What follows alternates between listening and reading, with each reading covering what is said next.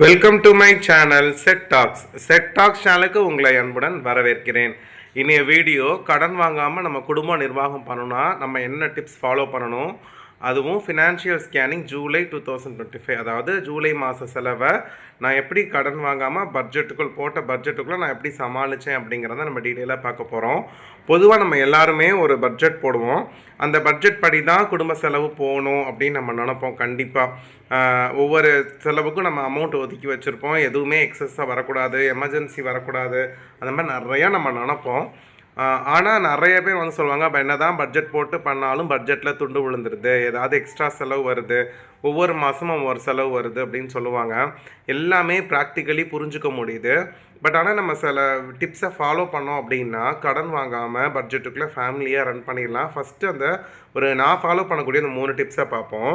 மொதல் விஷயம் வந்து பார்த்திங்கன்னா, உங்களுக்கு நான் பட்ஜெட் வீடியோவில் நீங்கள் பார்த்துருப்பீங்க. நான் வந்து பட்ஜெட் போட்டுட்டு ஒவ்வொரு செலவுக்கும் ஒரு அமௌண்ட் அலாட் பண்ணியிருப்பேன். கிராசரினா 3500, காய்கறினா ஒரு மாதத்துக்கு 1000 ரூபாய் அப்படின்னு சொல்லிட்டு. அந்த மாதிரி ஒவ்வொரு செலவும் என்னென்ன செலவு பண்ண போகிறோம், அதுக்கான அமௌண்ட் எவ்வளவு அப்படிங்கிறத தனித்தனி என்வலப் கவரில் நான் போட்டு வச்சுருவேன். அந்த அமௌண்ட்டை மட்டும்தான் நான் யூஸ் பண்ணுவேன். இப்போ நான் கிராசரிக்கு 3500 ரூபான்னு நான் எடுத்து வச்சுருக்கேன் அப்படின்னா, அந்த மாதம் நான் கிராசரி மளிகை சாமானுக்கு வந்து 3500 ரூபா தான் நான் யூஸ் பண்ணுவேன். வெஜிடேபிள் கவரில் வந்து ஒரு 1000 ரூபாய் இருக்குது, நம்ம 500 ரூபா எடுத்துகிட்டு அப்புறம் பார்த்துக்கலாம் அப்படின்னு இன்னொரு செலவை வந்து நான் டச் பண்ணவே மாட்டேன். அப்படி டச் பண்ணக்கூடாதுன்னு தான் நான் பிரித்து வச்சுருக்கேன். நம்ம என்ன பண்ணுவோம் அப்படின்னா, மொத்தமாக ஒரு பேக்கில் பணத்தை போட்டு நம்ம செலவு பண்ணோன்னா எதுக்கு எப்படி பணம் போகுதுன்னே தெரியாது. இந்த மாதிரி அலாட் பண்ணி வச்சிடணும். ஒவ்வொரு செலவுக்கும் எவ்வளவு தொகை அப்படின்னு அலாட் பண்ணதை எக்காரணம் கொண்டும் நம்ம மீறக்கூடாது. அந்த அளவுக்கு நம்ம சிக்கனமாக ஃபேமிலி ரன் பண்ணணும். நான்வெஜ் காசு வந்து இருக்குது அப்படிங்கிறதுனால அதில் காய்கறி வாங்குறது அப்புறமா போட்டுக்கலாம் அப்படின்னு அந்த மாதிரி நம்ம மாற்றி பண்ணக்கூடாது. என்னென்ன செலவு பண்ண போகிறோம் நம்ம பிரித்து வச்சாச்சு. ஸோ அந்த என்வலப் கவரில் உள்ள அமௌண்ட்டை மட்டும்தான் நான் செலவு பண்ணுவேன். ஃபார் எக்ஸாம்பிள், இப்போ நான் நான்வெஜ் வந்து ஒரு 3 வாரம் எடுத்துட்டேன், அதில் மிச்சம் ஒரு 100 ரூபா தான் இருக்குது அப்படின்னா, நான் உடனே காய்கறியிலேருந்து எடுத்து ஒரு 100 ரூபாய் 200 ரூபாய் எடுத்து நான்வெஜ் வாங்கக்கூடாது. ஸோ லாஸ்ட்டு வாரம் 100 ரூபா தான் இருக்குன்னா அதுக்கேற்ற மாதிரி நம்ம செலவு கம்மி பண்ணணும். ஒவ்வொரு கவர்லேயும் அமௌண்ட் குறைய நம்ம ஜாக்கிரதையாக இருக்கணும். ஏன்னா அலாட் பண்ண அமௌண்ட் குறைஞ்சிக்கிட்டே வருது.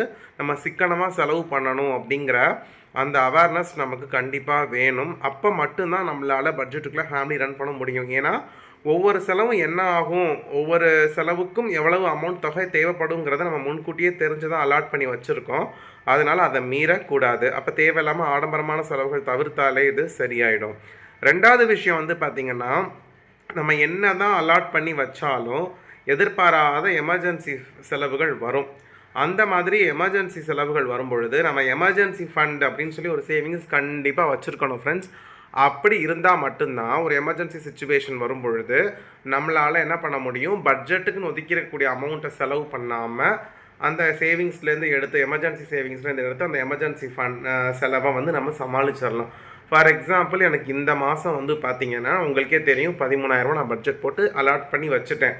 ஆனால் எதிர்பாராமல் ஒரு எமர்ஜென்சி செலவு வந்து ஒரு 7,000 ரூபாய் கிட்ட ஒரு செலவு வச்சிருச்சு. ஆனால் நான் என்ன பண்ணல, பட்ஜெட்டுக்குன்னு ஒதுக்குன்னா அந்த தொகையிலேருந்து இந்த 7,000 ரூபாயை நான் எடுக்கலை. ஏற்கனவே எமர்ஜென்சி ஃபண்டுன்னு சொல்லி ஒரு அமௌண்ட் வந்து நான் பில் பண்ணிட்டு வரேன். கொஞ்சம் கொஞ்சமாக மாதம் 1000, 2000, 1500 போட்டு சேர்த்து வச்சுட்டு வந்திருக்கேன். ஒரு 1.5 வருஷமாக நான் சேர்த்து வச்சதில்லை. கிட்டத்தட்ட அதில் ஒரு பல்கான அமௌண்ட் அதில் சேர்ந்துருக்கு எமர்ஜென்சி ஃபண்டில். எனக்கு இந்த மாதம் வந்து எனக்கு ஒரு 7,000 ரூபாய்க்கு ஒரு செலவு வச்சிருச்சு, ஒரு எமர்ஜென்சி செலவு.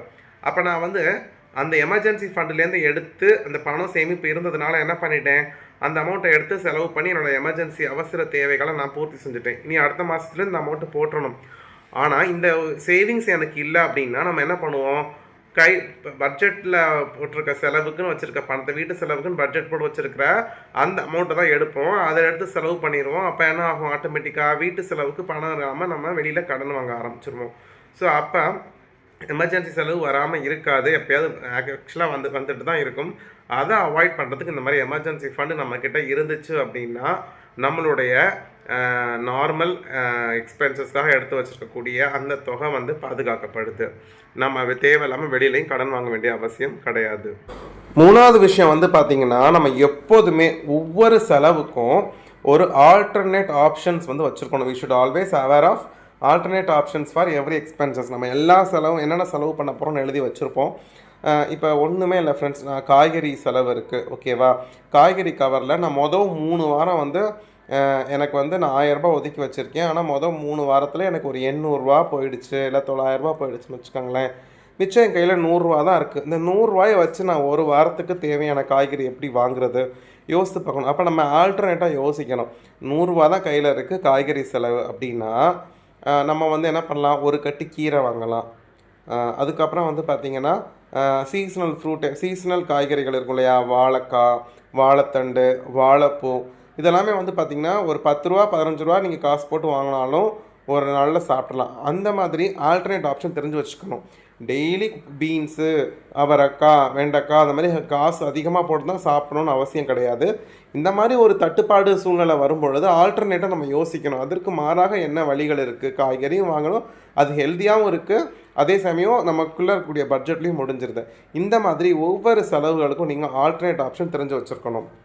இப்போ வந்து நான்வெஜ் காசு முடிஞ்சிருச்சு, நான் 1200 எடுத்து வச்சுருந்தேன். என் கையில் வந்து இப்போ ஒரு 100 ரூபா தான் இருக்குது. மொதல் 3 வாரத்தில் வந்து 3 ஞாயிற்றுக்கிழமைக்கு 1500 செலவாயிடுச்சு. கையில் 100 ரூபா தான் இருக்குன்னா ஓகே, எக்கு வாங்கி 100 ரூபாய்க்கு எக்கு வாங்கி எக்கு கிரேவி பண்ணி சாப்பிட்டு முடிச்சிடலாம். ஸோ நான்வெஜ்ஜும் சாப்பிட்ட மாதிரி இருந்துச்சு. ஒரு ஆல்டர்னேட் ஆப்ஷன் தான். இந்த மாதிரி ஒவ்வொரு செலவுக்கும் என்னென்ன ஆல்டர்னேட் ஆப்ஷன் இருக்குங்கிறத நம்ம தெரிஞ்சு வச்சுக்கிட்டோம்னா தேவையில்லாமல் நம்மளோட பண செலவாகிறத தவிர்த்தரலாம், கடன் வாங்குறதையும் தவிர்த்தரலாம். இப்போ ஃபினான்ஷியல் ஸ்கேனிங் ஜூலை 2025 பார்ப்போம் ஃப்ரெண்ட்ஸ். நான் கிராசரிக்கு வந்து பார்த்திங்கன்னா 3500 ரூபா நான் எடுத்து வச்சுருந்தேன். ஆக்சுவலாக எனக்கு செலவானது பார்த்திங்கன்னா 3480 ரூபா செலவாயிடுச்சு. அதில் வந்து ஒரு 20 ரூபா அந்த கிராசரி கவரில் மிச்சமாக இருந்துச்சு. ஏன்னா அந்த அளவுக்கு கிராசரியோட ரேட்டும் ஏறி இருந்துச்சு. நான் இந்த ஒரு 20 ரூபா மிச்சம் பண்ணுறதுக்கே நான் வந்து கிட்டத்தட்ட பயங்கரமாக லிஸ்டெல்லாம் போட்டு தான் இது பண்ணேன். அதே மாதிரி மணி சேவிங்ஸ் சேலஞ்சுக்கு ஒரு 100 ரூபா எடுத்து வச்சேன். பட் அதையுமே நான் செலவு மாதிரி கணக்கு எழுதி 3480 ரூபா தான் போட்டிருக்கேன் ஓகேவா. நெக்ஸ்ட்டு வந்து பார்த்திங்கன்னா பாலுக்கு நம்ம 1320 ரூபா நான் எடுத்து வச்சது அப்படியே செலவாயிடுச்சு. ஸோ அதில் எதுவும் மிச்சம் பண்ணல. அப்புறம் காய்கறி வந்து 1000 ரூபாய் எடுத்து வச்சதில் 980 ரூபா ஒரு மாதத்துக்கு தேவையான காய்கறி. அதில் அந்த கவரில் ஒரு 20 ரூபா பாக்கி இருந்துச்சு. அதுக்கப்புறம் வந்து பார்த்திங்கன்னா நான்வெஜ்ஜில் வந்து பார்த்திங்கன்னா 1200 ரூபா நான் எடுத்து வச்சுருந்தேன். எனக்கு 1200 ரூபாயும் செலவாயிடுச்சு. ஸோ அதனால் அதில் அந்த கவரில் பாக்கி இல்லை. கேஸ் வந்து சிலிண்டர் ஒரு புக் பண்ணியிருந்தேன், 900 ரூபாய் போட்டிருந்தாங்க. 100 ரூபாய் அந்த கவரில் மிச்சம் இருந்துச்சு. இந்த மொதல் 5 செலவுகளுக்கு நான் ஒதுக்கி வச்சுருந்த அமௌண்ட்டு எவ்வளோ, ஆக்சுவலாக செலவான அமௌண்ட்டும் இப்போ நான் ஃபினான்ஷியல் ஸ்கேனிங்கில் எழுதிட்டேன், 140 ரூபா. அடுத்து வந்து பார்த்திங்கன்னா பெட்ரோல், அதுக்கப்புறம் மெடிசின், கேபிள், இபி, ஸ்நாக்ஸ், அப்புறம் அதர்ஸ்.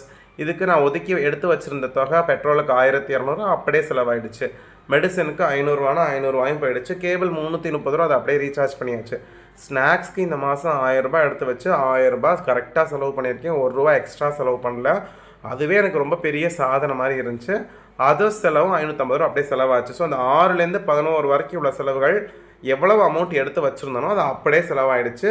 எக்ஸஸாக நான் எந்த செலவும் பண்ணலை, அதுக்கு கூடவும் பண்ணலை, குறைச்சும் பண்ணலை, பணமும் மிச்சம் பண்ணலை, அதுக்குன்னு எக்ஸஸாகவும் செலவழிக்கல. ஸோ ஆக மொத்தம் நான் 13000 ரூபா பட்ஜெட் போட்டு அதில் 140 ரூபா இந்த மாதம் வந்து எனக்கு மிச்சம் இருக்குது.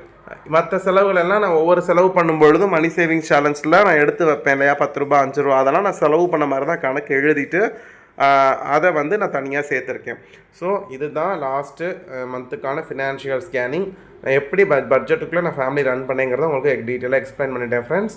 இந்த வீடியோ பிடிச்சிருந்துச்சுன்னா மறக்காமல் வீடியோவை லைக் பண்ணுங்கள். நம்ம சேனலை சப்ஸ்கிரைப் பண்ணாமல் பார்த்துட்டு இருந்தீங்கன்னா சப்ஸ்கிரைப் பண்ணுங்கள். உங்கள் ஃப்ரெண்ட்ஸ்க்கு ஷேர் பண்ணுங்கள் ஃப்ரெண்ட்ஸ். அடுத்த வீடியோவில் உங்கள் எல்லாரையும் பார்க்குறேன். Bye friends.